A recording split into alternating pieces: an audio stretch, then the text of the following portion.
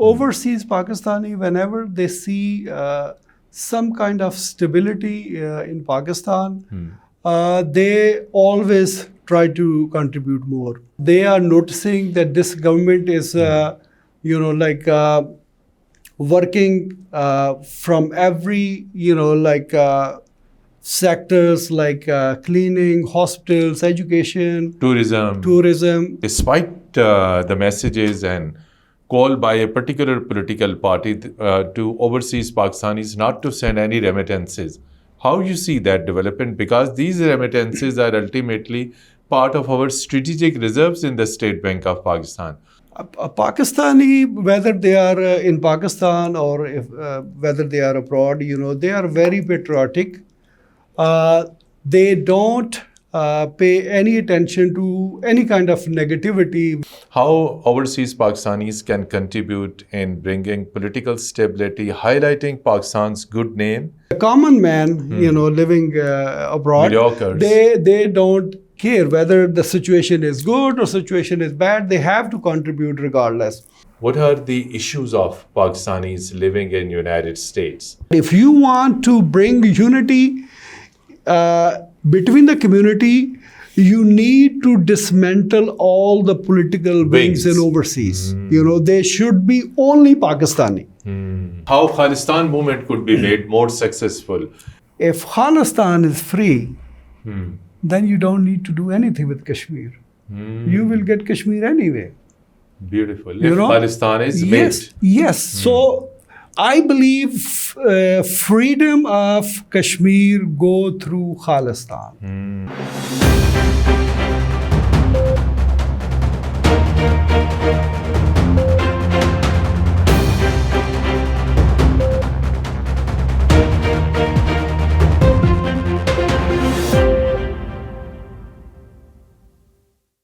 Bismillahirrahmanirrahim. Hello and welcome to Program Insight in V News English. Dear viewers, overseas Pakistanis, which we also call Pakistani diaspora, which lives in different parts of the world, are considered as a strategic asset for Pakistan. They not only contribute to the socio-economic development of the country where they are residing, but also contribute to the socio-economic development of Pakistan by contributing remittances back to their home country, Pakistan. In the latest development, only in the month of March 2024, Pakistan received record foreign remittances from these overseas Pakistanis, which was record in Pakistan's history as per month remittance record, and which was $4.1 billion at a time when Pakistani economy is struggling to go up. This contribution by overseas Pakistanis is of great and strategic support for this country. Prime Minister of Pakistan, Pakistani leadership has appreciated and lauded contribution of overseas Pakistanis despite negative messages by a particular political party not to send these remittances to Pakistan. Pakistanis saying no to the message circulated earlier on social media and then broke that record. So, Government of Pakistan is also hosting an important overseas Pakistanis convention in Islamabad. In today's conversation, we will discuss what are the issues of overseas Pakistanis, what overseas Pakistanis expect from Government of Pakistan, and what Government of Pakistan expects from overseas Pakistanis. To discuss this all, we are fortunate to have with us Mr. Razzaq, who is president of Pakistan American think tank based in New York. He is also a senior community leader. Mr. Razzaq, very warm welcome to Program Insight in V News English. First, this latest development that Government of Pakistan, Prime Minister of Pakistan, Mr. Shahbaz Sharif also commented on that overseas Pakistanis from all across the world, in the month of March 2025, they broke all the record and made huge contribution, $4.1 billion. So how you comment on this? Thank you so much, Mateen, by inviting me in to your show.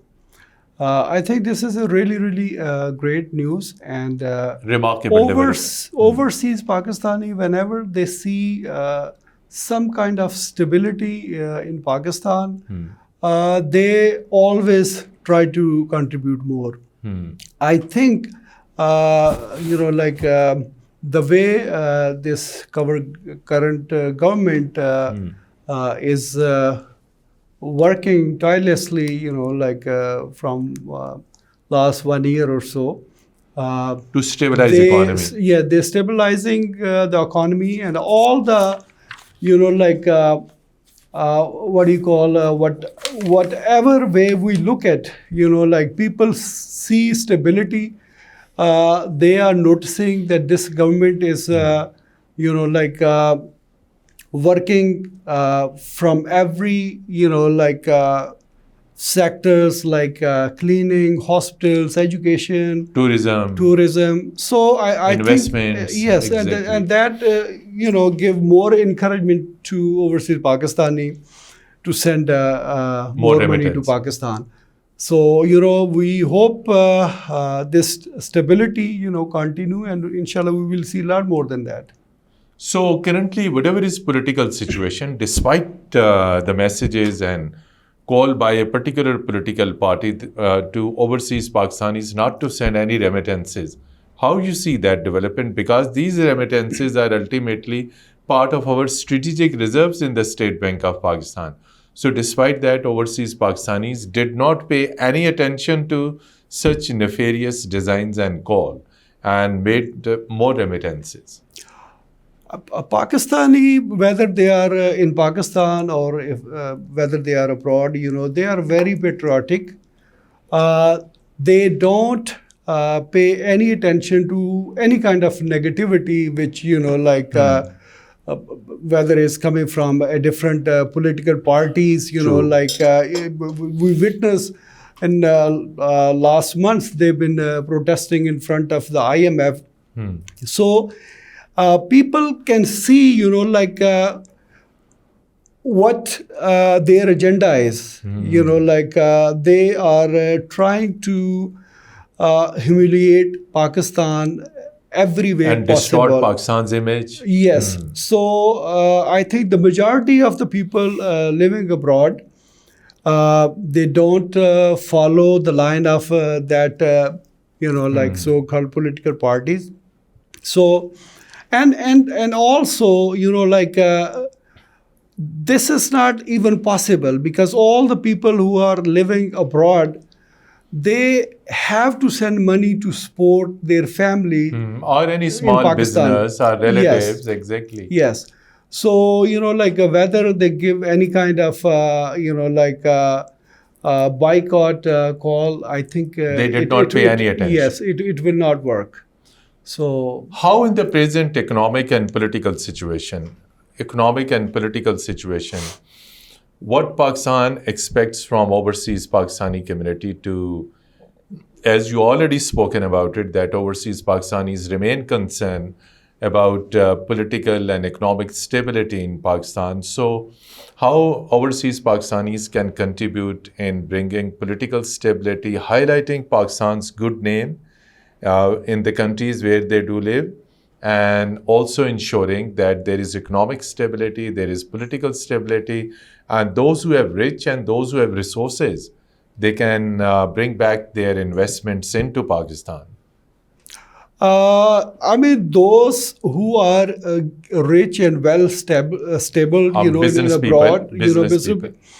What I have, observed in the last 35 years, unfortunately, those people don't contribute much to Pakistan. A major part of contribution is coming from common man, whether they are in Middle East or they are in Europe or UK or, United States. Okay. So I think those are the people, really they are the backbone of Pakistan.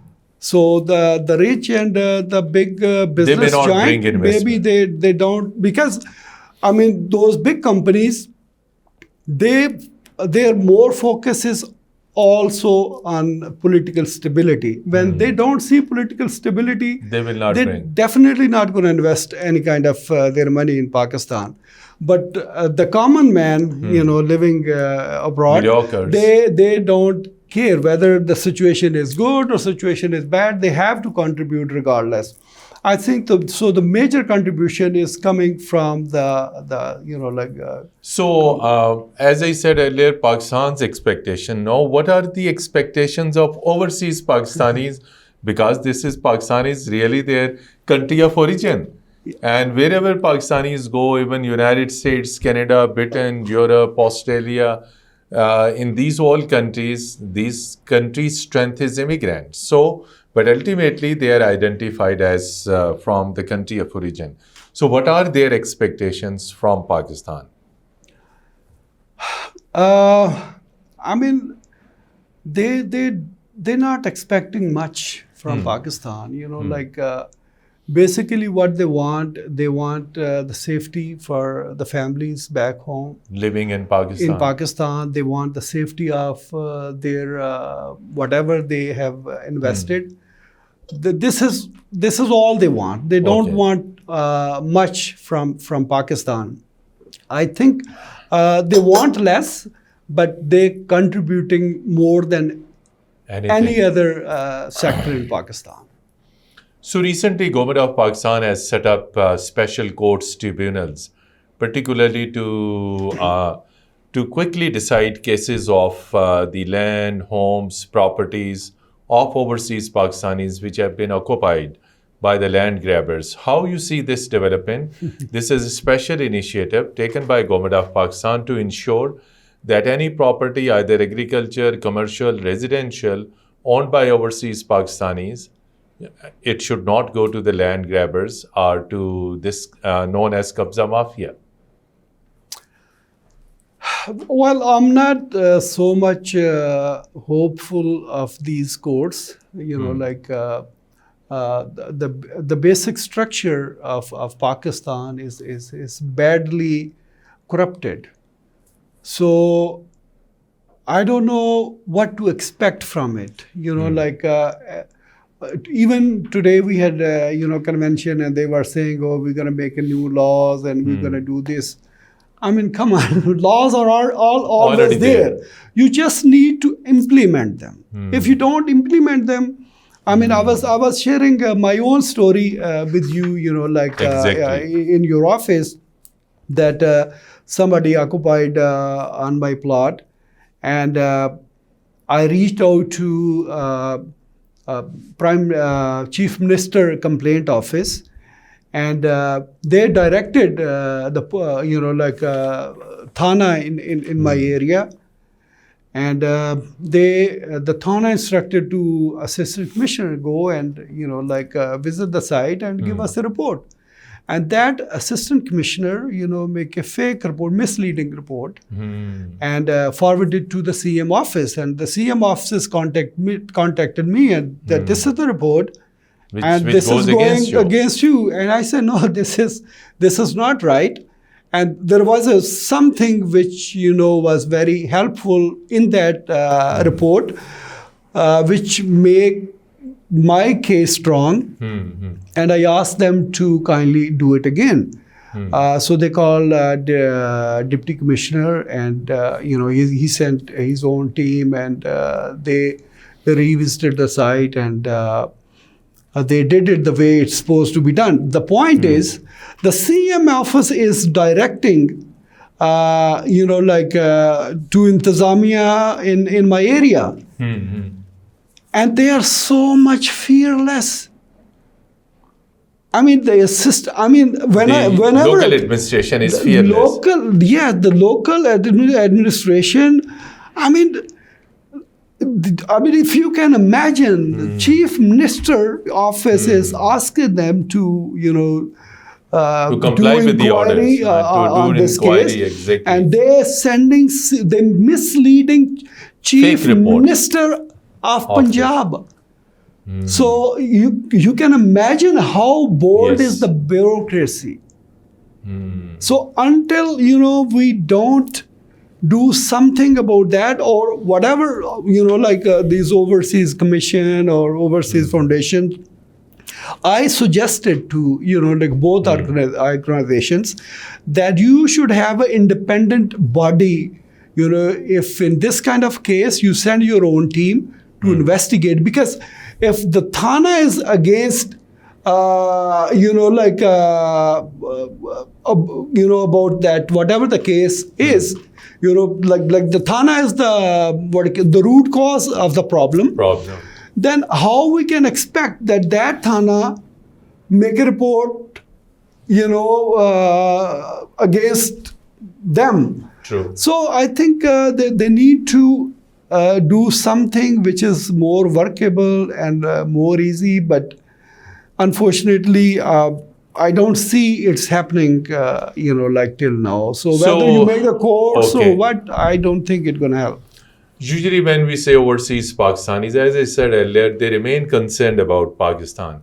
So while since you belong to United States of America, which is a huge country, and there is a huge Pakistani diaspora spread over 50 states, New York is among the biggest communities. So share with our audience, they're watching this program worldwide, what are the issues of Pakistanis living in United States, and how community leaders like you can resolve their issues? What are their basically issues that they face day to day? Well, like the good thing is our community is so self-sufficient. They don't need anything, honestly. They don't need any help? They don't need any help. They're doing, alhamdulillah, fine. But the problem is, when I see or when I compare Pakistani community to other community like Indian, Bengalis or whatever, South Asians, they are going into the administration side. They working, in mayor offices, governor's offices, or congressman. Good jobs and good offices. This you mean? And Pakistanis are, maybe I can find only one or two people in entire United States. So we are not on the administration side, on the government jobs, on police, on administration, on political side. And our community, they are more attracted to the police department. So this is, and there must be some representation in police department. No, we have the highest ranking, officers in the police department. Like we have an inspector, which is the highest post. Our brother Adil Rana, he's it's equivalent to DIG. Yes. Yes, and also we have multiple captains. Multiple captains, from Pakistani community. So I always, think like the Indian and Bengali, they're working in the offices, those offices ordering those police officers. Those Indian or Bengali, they are on a commanding side. They are on a commanding side. And our community is just obeying their orders. So this is the difference. So I think, and the main reason to that is because our community is divided. Divided in a way that we are more worried about Pakistan politics. Instead of we should play role in local politics. Local politics, our whole focus is on Pakistani politics. If you ask me about Pakistani politics, I can tell you A to Z. But if you ask me anything about United States, maybe I can't tell you much. Because, we always, paying more attention to Pakistani politics. And the other thing, Mateen bhai, and this issue I highlighted in many forums, I highlighted in embassy, everywhere. I say this division in community. I say Pakistan is the only country in the world which has political wings in overseas. no Indian have political wings, Bengalis. No, I mean, if you have some political affiliation, that's a different story. But they don't have any platform of their political parties. I propose to our decision maker that if you want to bring unity between the community, you need to dismantle all the political wings in overseas. They should be only Pakistani. We don't care if they support this party on individual basis. They can do whatever they want. But they should not have any political chapter there. So that way, instead of organizing the jalsas for PMLN, People's Party, PTI. or PTI, we can host a jalsa for Congress or a Republican Exactly. Party. So our approach, unfortunately, is very wrong. We just need to fix that. And the government of Pakistan, I think they can play a good role if they can dismantle, these wings overseas. That will definitely bring some. One of the most important question. Currently, the Trump administration, Republicans are in power. They are known for anti-immigration. So, likewise, there is a crackdown on different communities in the United States of America, and particularly illegal immigrants. So, how Pakistani community in the United States is facing this particular thing, and if there are some immigrants issues, things like that, community leaders like you, they are helping out fellow Pakistanis. Please share the exact ground reality of this anti-immigration crackdown. Mateen bhai, this question been raised a couple of times, in White House, and they categorically denied any kind of those rumors which we see on social media. No crackdown. So it means like there is no crackdown in that way. Mr. Trump, he's a very vocal person. He just loves to talk. Every little thing, he will do. He will go to media and, give briefing, any statement, any any statement interview. by himself. So, which is, create kind of Panic, chaos. panic and, hype in Hype. the, in the country.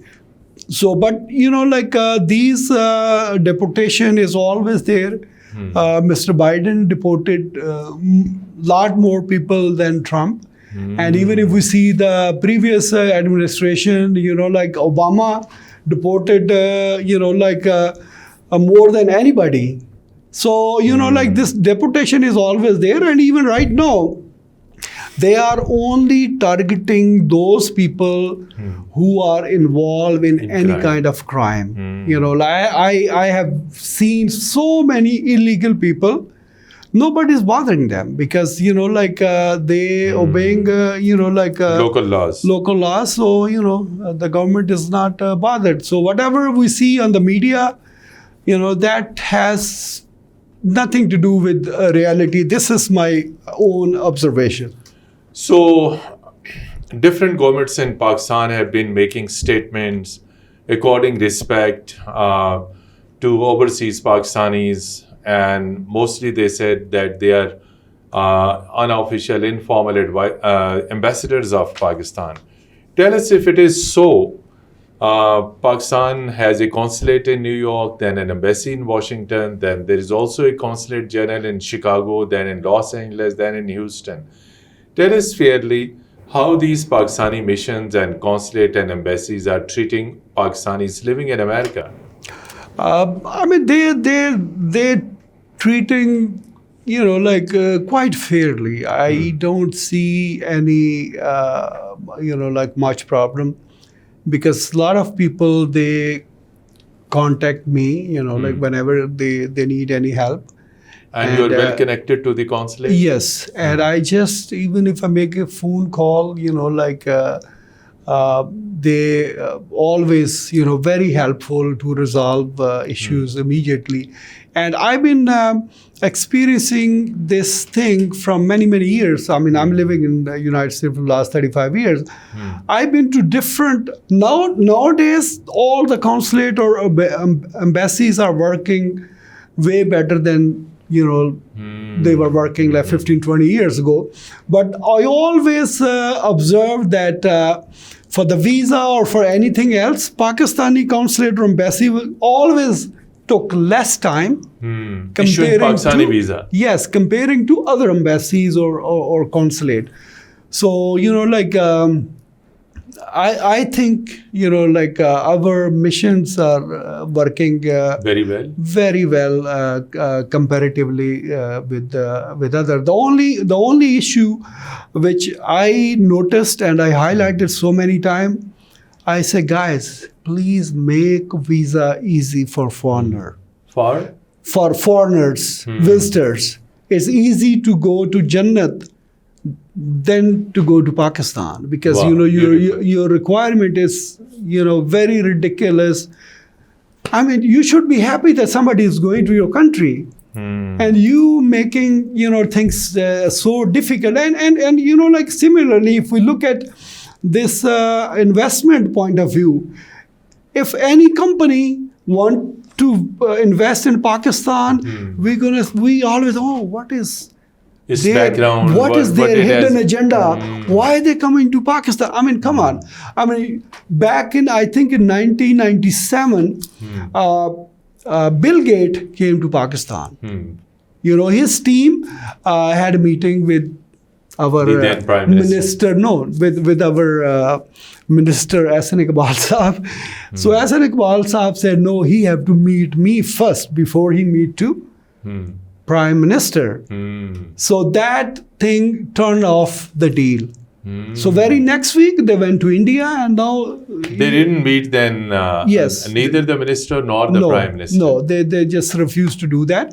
And next week they went to India, and you see where India is now and where we stand. But later on, they have been visiting Pakistan. But we missed the boat. We missed that golden opportunity.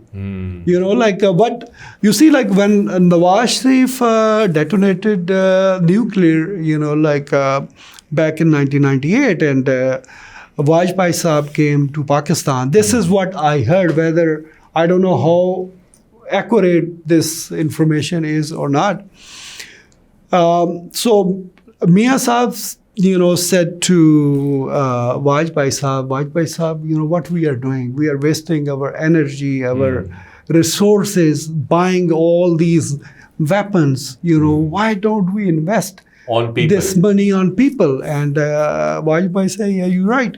But you know what? We have a big problem. We have a huge population. I think back then India was like around 1 billion. 1 billion. So Nawaz Sharif said very important thing. Sensible sentence. He said, Vajpayee Saab, make your weakness your strength. Wow. He said, how? He said, you know what? Tell the world. If you're selling 16 crore Pepsi can to Pakistan, sell 1 billion to India. Make a bigger market. And now look, they adopted, Nawaz Sharif idea, and where they are now. Where they stand now economically. Yes, and exactly. We Coming we to miss the this boat. very, very important thing, there is a huge Sikh community that lives in United States. And Sikh community participate always whenever there is a Kashmir solidarity rally or march, particularly during United Nations General Assembly session in New York. So Pakistan is always delighted that Sikh community is part of the sport to issue of Jammu and Kashmir. And tell us these both issues, how these both issues are treated in United States. One, Jammu and Kashmir, how much other communities support this issue, and then Khalistan movement. And I also heard that you have been quite active in Khalistan movement as well. First Kashmir, then Khalistan. Yes, back in 2016, I I mean, I've been doing these protests from last 35 years in front of United Nations and wherever. And in 2016, I witnessed something very unusual and very strange. Nawaz Sharif Saab was visiting New York. He was attending United Nations annual session. So he was there, and there was a protest, by Balochi people. By Balochi people. And I live in New York, for a long time, and I know there are only few Balochi in New York. But those people who are protesting, they were like, I don't know, 50, 60 or more than that. And I say, where are these people coming from? I say, they doesn't look like Pakistani. It's something else. They doesn't look like Pakistani. Yeah, so this is something very fishy. So I had my friend, his name was Salim Malik. He died back in 2019. May Allah bless his soul. So I say, Malik Saab, as a community, how we can counter India, they are, trying every effort to damage our reputation, especially in USA, how we can do that. And I say, do we have Sikh community in New York? He said, yes, we have it. So I had a meeting with them, and I organized with the Sikh community. With the Sikh community, I organized a jalsa with the Sikh community and the Kashmiri community. Wow, beautiful. And I proposed one thing. I said, guys, if you both work together, you will be a big force. If you do protest separately, you will look weak. But if you work together, you will look much stronger. And the other thing is, this is this is how I look at that. If Khalistan is free, then you don't need to do anything with Kashmir. You will get Kashmir anyway. Beautiful. If Khalistan is made. Yes. So I believe freedom of Kashmir go through Khalistan. So, and I always wonder, I don't know why our government so apologetic, why they are not countering India, because India does not spare anything. One time, No, Pakistani government is always active. Whenever there is really embassy staff, extend cooperation, there is always support. No, they don't need to support. Okay, they don't need to They support. don't need to support. If they're doing this is not right. Because I know they don't. Okay. I know they okay, don't. you were saying something else. Yes.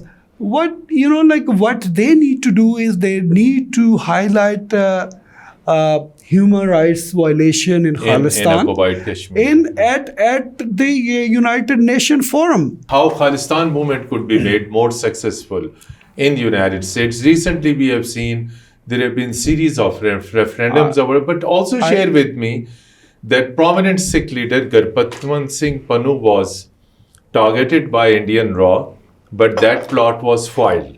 And I also heard that Indians were also targeting you in America. Yes. Please share that story. Yeah, this is very unfortunate. Back in 2017, there was a headline story about me in India Today. And that was the time when I realized that, the thing which I did, it had really good impact.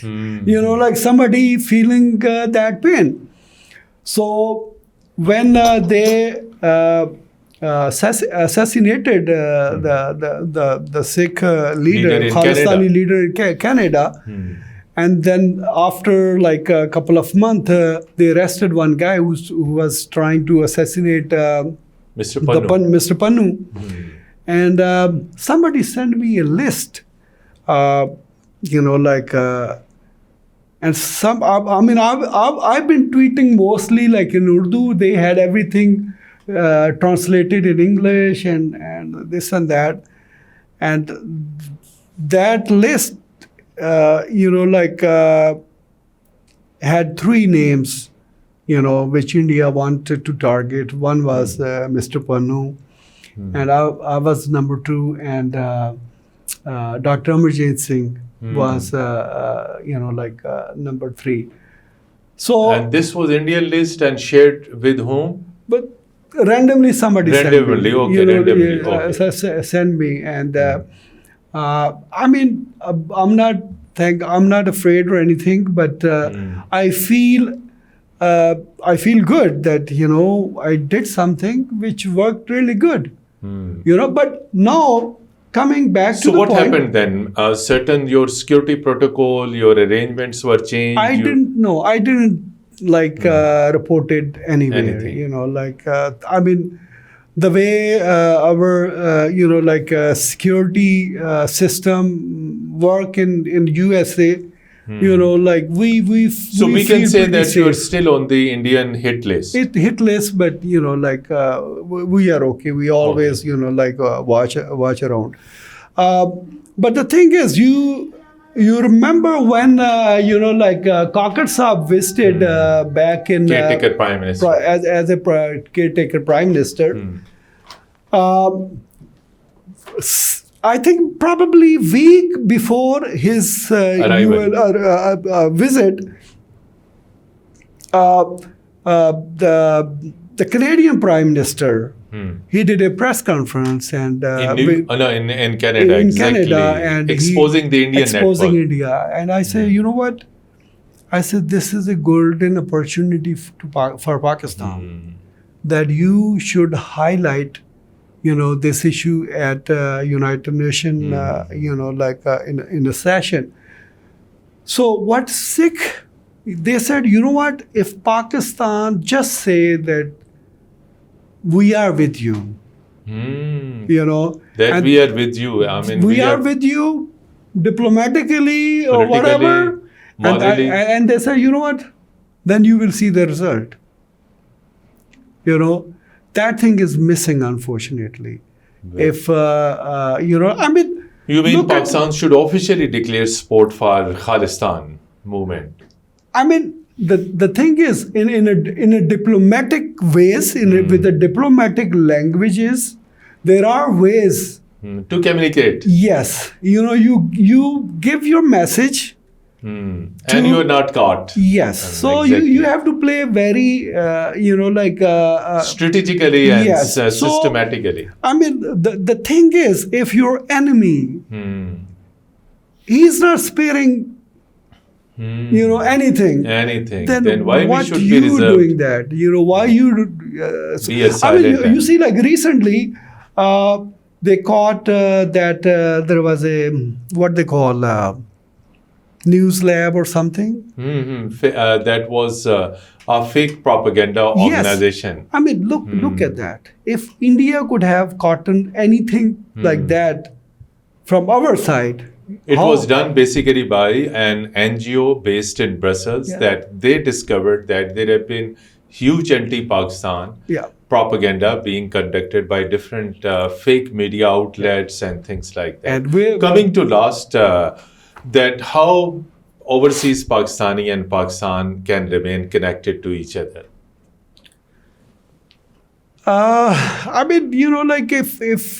If they take care our problems interest in Pakistan, and you see when we were talking other day, in your office, that if somebody is not in Pakistan and other people can occupy their land,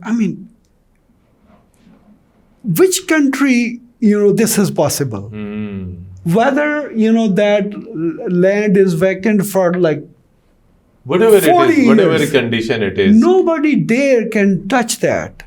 Why this is so easy in Pakistan? Rule of law is missing, and I share with you my own experience. I'm not sharing like any story. So overseas Pakistanis' rights should be protected, and Yes. that is the best way to keep them connected with Pakistan. Absolutely. And Thank you. they are Yes, so please. very patriotic, you know, like they can do anything for country, alhamdulillah.